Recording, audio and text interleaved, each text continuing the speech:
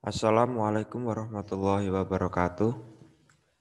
Perkenalkan, nama saya Rifki Marta Hadian Firmana dengan NIM 192410103039 akan mempresentasikan hasil dari pekerjaan saya dengan judul Chatbot sebagai alat layanan kesehatan.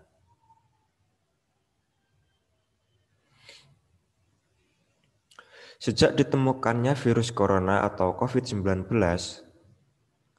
tidak lama kemudian COVID-19 telah ditetapkan sebagai pandemi global.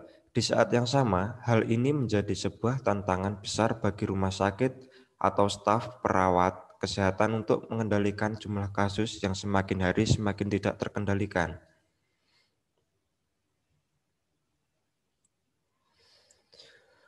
Khususnya di daerah terpencil, konsultasi tentang kesehatan atau informasi tentang perkembangan COVID-19 sulit untuk diterima karena keterbatasan alat komunikasi seperti TV dan juga karena sulitnya mencari berita yang hanya memberikan tentang COVID-19 saja. Jika kita melihat berita di TV yang menyampaikan berita hanya tentang COVID-19, kita harus mencari dulu channel TV yang menyampaikan berita tentang COVID. Oleh karena itu, dengan menggunakan chatbot pada media sosial khususnya WhatsApp, kita langsung diberikan informasi yang ingin kita dapatkan dengan mengetikkan keyword-keyword yang tertera pada daftar, umumnya dalam berupa angka atau huruf.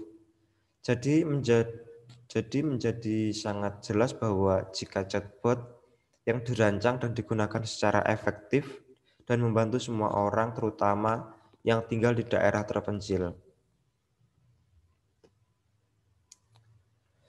Dalam pembuatan chatbot ini menggunakan prinsip atau metode simple reflex agent. Simple reflex agent adalah salah satu tipe agen yang paling sederhana karena tipe ini hanya bekerja jika terjadi sesuatu pada lingkungan dalam kondisi tertentu. Maka agen akan secara sederhana memberikan aksi tertentu pula.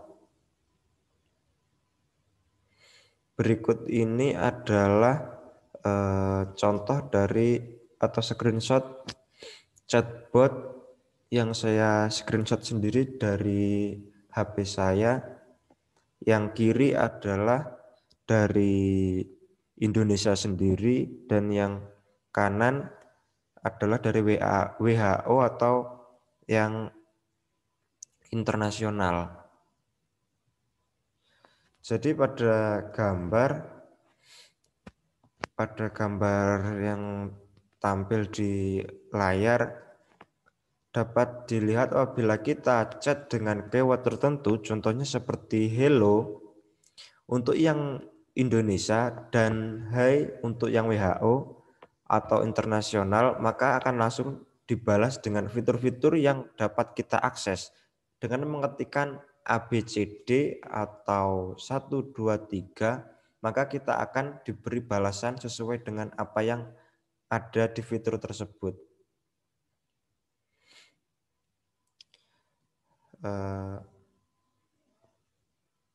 Chatbot ini harus diberi diagnosa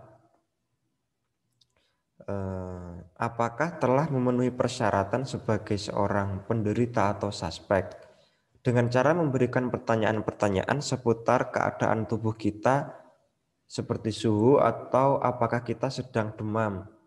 Kemudian hasil jawaban dari pertanyaan itu akan dikonversi menjadi sebuah diagnosa apakah orang itu sedang dalam pengawasan, suspek atau dan lain-lain. Bot tersebut dirancang dengan menangani permintaan pengguna dan mengidentifikasi pola pesan dengan artificial intelligence markup language atau AIML.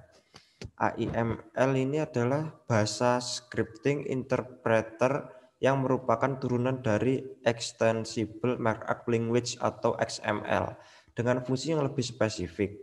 Salah satu fungsionalitasnya adalah membuat sistem stimulus respons berbasis pengetahuan.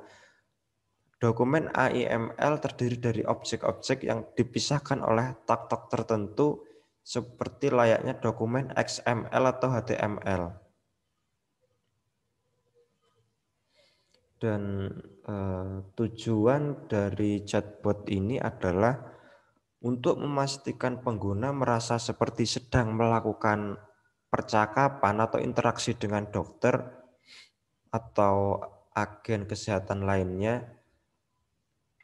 Fungsionalitas dari chatbot ini adalah dengan cara mengevaluasi tingkat keparahan virus atau penyakit melalui umpan balik dari kuesioner yang telah diberikan sebelumnya. Jadi, pertanyaan secara langsung dapat membantu chatbot memahami permintaan pengguna dengan tepat untuk mencari respon yang diinginkan. Dan berikut adalah kerangka kerja dari fungsionalitas chatbot AI. Dari diagram yang tampil dapat kita lihat user akan melakukan pengiriman pesan melalui pesan yang sebelumnya telah ditampilkan beberapa pertanyaan seputar keadaan lingkungan maupun keadaan diri kita sendiri. Kemudian bot akan memproses pertanyaan yang kemudian dikirimkan ke router atau penghubung pada database dan logika-logika yang telah dirancang sebelumnya, yang kemudian diberikan feedback dengan pertanyaan selanjutnya yang memiliki keterkaitan dengan pertanyaan sebelumnya. Proses tersebut berlangsung sampai pada titik yang mana AI bisa menyimpulkan dan mendiagnosa pengguna atau user. Dasar dari jawaban dari pertanyaan difokuskan pada respon pesan pengguna selama percakapan, selama awal pertanyaan hingga akhir. Setelah itu, bot akan menampilkan apakah pengguna kemungkinan terinfeksi atau tidak. Setelah pengguna melalui sesi obrolan, mesin bot mulai menanyai orang tersebut mengenai informasi gejala.